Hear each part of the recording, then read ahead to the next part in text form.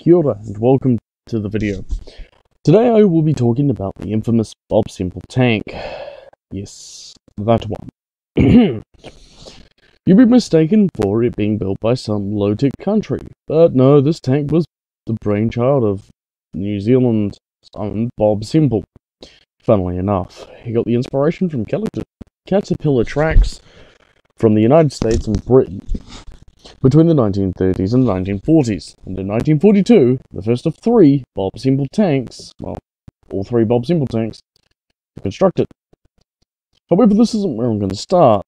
The man Bob Semple was born in Australia during the events of the goldfields in 1873. Don't know the exact date, somewhere in June. He lived in Australia for a while before moving over to New Zealand, where he was a boxer and a miner. During the First World War, he fought against it, campaigned against it, and nearly got him removed from political power when he refused to disclose his son's age, so his son wouldn't go off and fight in the First World War. After World War I, he was kind of still regarded as a bit of because of what his actions during World War I and being against it, and he would actually return to power as the New Zealand's Minister of Public Work in 1935 when Labour returned as the ruling government. In 1939, World War II began when Germany invaded Poland, and you know what that is. Instead of focusing on everything else that was going on at the time, like sending men and women and supplies, and getting supplies into New Zealand, he was more thinking of Japan, as Japan in the 1930s hadn't been idle either, with attacks on Russia, the Soviet Union, China, and now they started turning their imperialistic eyes towards New Zealand, Australia, Indonesia, the Philippines, and of course, the United States and French, as well as British-controlled islands. Now, at this stage, New Zealand didn't have an armed forces, and no, we didn't have tanks at all. We had 6 Bren carriers, and that was it. So, Japan, which had Type 95s, the Chihas, the Kinis, and all that, which they had built to fight the Chinese, would have easily steamrolled into New Zealand, and that. In the 1940s, he began to design the tanks, the Bob Semple tank. In 1941, New Zealand and the rest of the world would receive some news from the Pacific. China was no longer being attacked by the Japanese. Well, it still was. But so was America. On December 7th, 1941, Japan attacked Pearl Harbor and devastated the American fleet in Anchorage. This wouldn't be the last thing, as in a few years later, Japan would do... Let me find out. Soon Japan would do the bombing of Darwin, which took place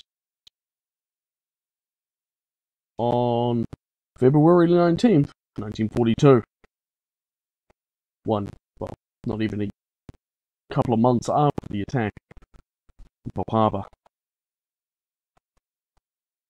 With that and the failure of Dunkirk, Britain had no tanks to see New Zealand or Australia. So New Zealand and Australia began to decide, we need our own tanks. Australia constructed the AC Sentinel programs, which were actually pretty good. Taking inspiration from the M3 Lees and the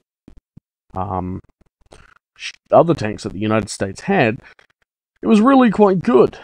New Zealand, on the other hand, took a look at the M3 Lees, the M3 Stuarts, and said, screw it, we're going to design 2 different tanks, one of which I may talk about in a later video. The first tank is the Bob Semple, or the Semple tank. which actually, funny fact, is not called the Bob Semple. It's actually called the Semple Tank PWD Mobile Pillbox, and was developed in Temuka Base and would carry out testing in.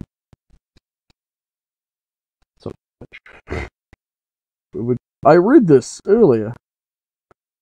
Where is it? Developed in Temuka and would be sent to. Give me a moment. Birmingham? No. Burnham Camp, which is one of many New Zealand so far. Anyway, this tank would be really well done. It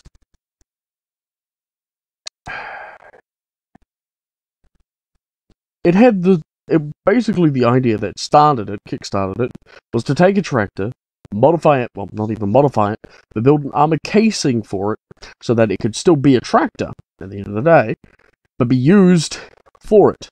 And what they did is they took a 1939 tractor and used it as the base of the Bob Semple tank.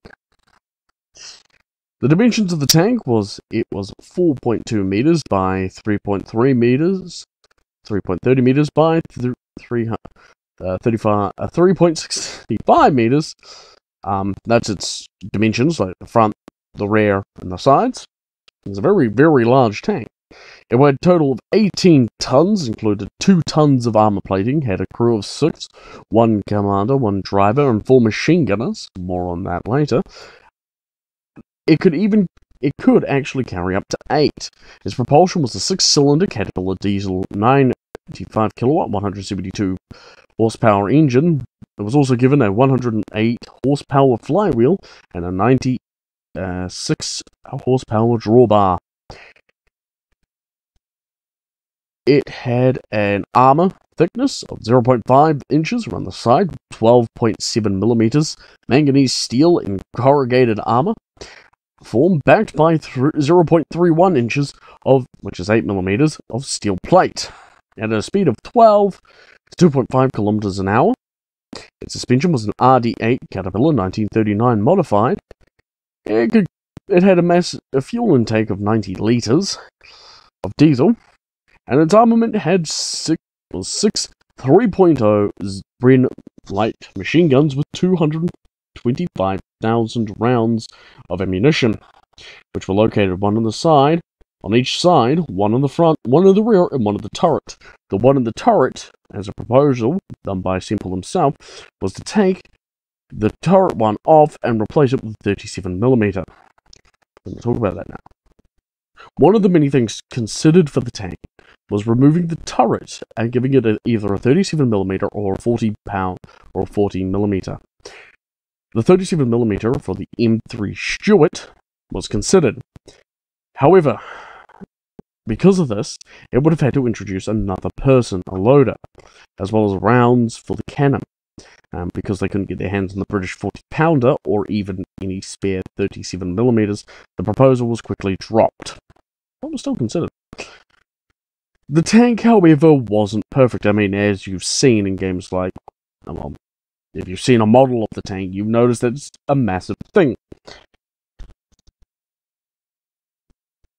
I will try to find the height for you, but I'll talk about the other things. It couldn't change gears on a hill, which meant you were stuffed if you were trying to change gears on the road. You could only do it on a hill. Another thing is that its engine wasn't that good. There were many reports of mechanical failure in the tank, and a lot of people were quite... Nah. Oh, its height was 10 foot. This thing was 10 foot tall. That's massive for a tank. That's actually quite tall for a tank of it. And its power to weight ratio was 5 horsepower per ton. It was underpowered. Its engine was crap. There wasn't that much good, and its armor was just god awful. New Zealand took one look at the tank at all 3 tanks and decided that it would be used for one thing. They put it, and I play a news clipping after this, they put it through a parade.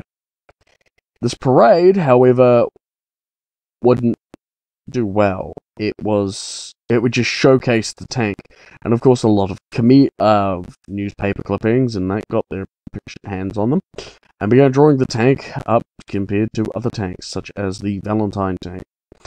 New Zealand didn't end up going with this tank, and to be honest, at the time, if Japan had decided to invade both New Zealand and Australia, the AC Sentinels and the Bob Semple and Schofield tanks would have been better than nothing. New Zealand, at the beginning of World War II, didn't even have an armed division of 6 Brent carriers. After World War II, the M3... Basically, if you want to compare tanks, if you keep whining that the M3 Lee is garbage, the Bob Semple was worse, as well the M3 Lee had very good guns. The Bob Semple only had machine guns. New Zealand would eventually build another tank called the Schofield tank, but that would be sent over to England, where in trials, the English decide to scrap it. And the interesting thing about the Schofield tank was it is a hybrid tank. The Armoured Corps of New Zealand would actually consist of many different tanks afterwards, including, but not limited to, the M3 Lee/Grant in Africa, the M3 Stuart, which we loved, the M4 Sherman, the Sherman Firefly, and of course, the Vickers 6 light tank. The Vickers Mark 6, the light tank Mark 6, which I think we operated in England. The Bob Semple tanks, all 3 of them, were taken and then scrapped at the end of the war. However, an interesting fact was, this thing was the destruction of saplings under 6 inches, or 6 inches and under. This tank was very good at it, as well during testing in Temuka and in Burnham. Yeah. But thank you guys so much for watching. If you are new to my channel, be sure to hit the subscribe button if you want more awesome content, and click the bell for whenever I upload or stream on YouTube. And I'll catch you in the next one. This is Magnificent G1 Spirion, and good night.